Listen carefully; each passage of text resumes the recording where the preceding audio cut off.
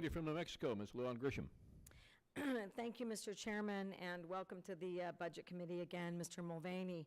And while I certainly respect your work in putting together a budget, I think that with many of my Democratic colleagues in particular, I'm going to disagree that the budget reflects something that you just said, which is we can do a budget and we can do spending that's both in a responsible and honorable way. And I'm going to take, I hope, a different tact about pointing out what I think are some real concerning issues.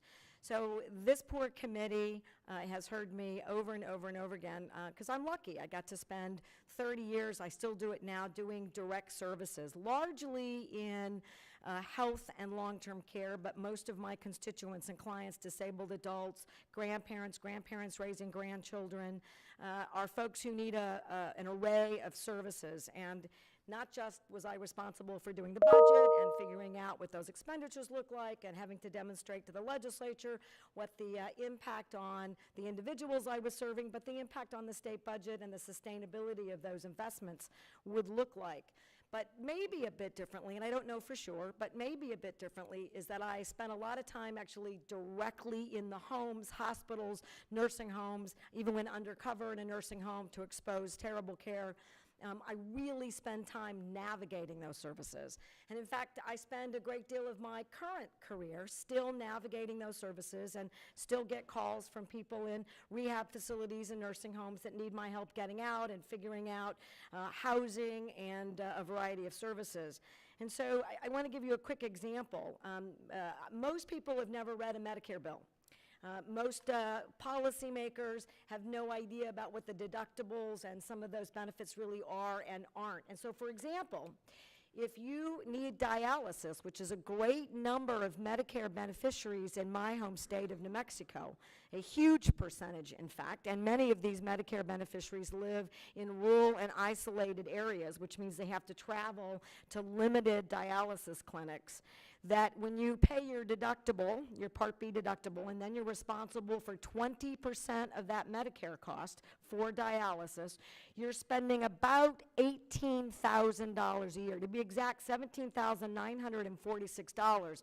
The average Medicare beneficiary has just over $23,000. To be exact, $23,500. So simple math, you can't afford that life-saving treatment, and that's before we deal with figuring out your transportation. And when we talk about people's dignity, I have to help them find a ride. I got to figure out what kind of food and services. And often these are men and women who served our military, who have worked their whole lives. And as you know, in both Medicare and Medicaid, the vast majority of individuals and the highest expenditures are seniors in long-term care with their prescription drugs and long-term care services.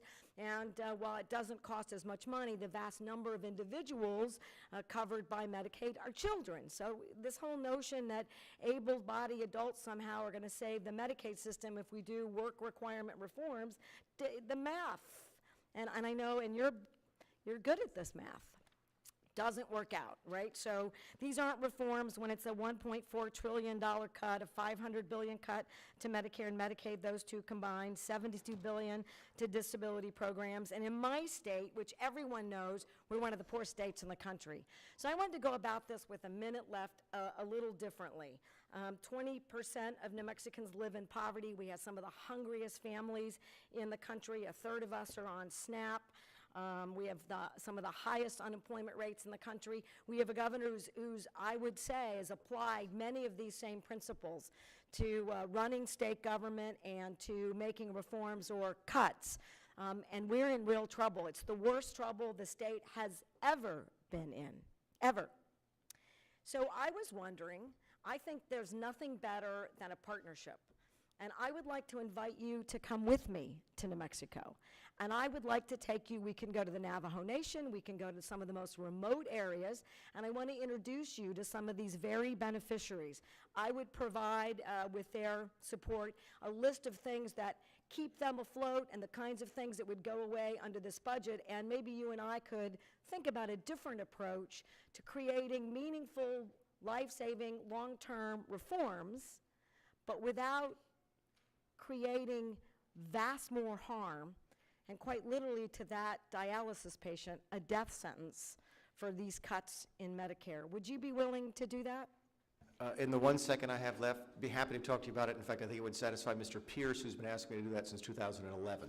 So maybe we could all do it together. I would be happy to do it with Representative Pierce, because I know he knows many of these same constituents. Thank you.